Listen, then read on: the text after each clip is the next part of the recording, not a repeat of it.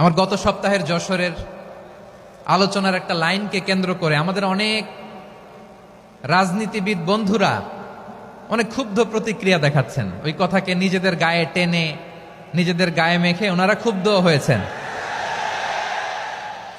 প্রিয় ভাইয়েরা, আমি বলেছিলাম যে একদল খেয়ে গিয়েছে, আরেক দল খাওয়ার জন্য রেডি হয়ে আছে। তো এখানে কি আমি কোনো দলের নাম বলেছি?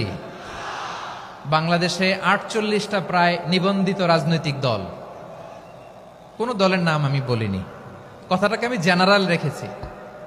দায়ীদের বৈশিষ্ট্যই এটা, দায়ীরা জেনারেলি কথা বলে, যার যেই মেসেজ নেয়ার তারা সেখান থেকে নিয়ে নেয়।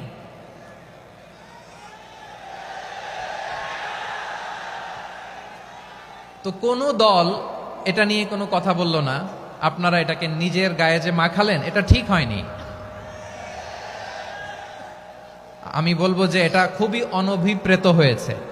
কোন দলকে টার্গেট করে বা কোনো দলের পক্ষে আমরা কখনো কথা বলি না।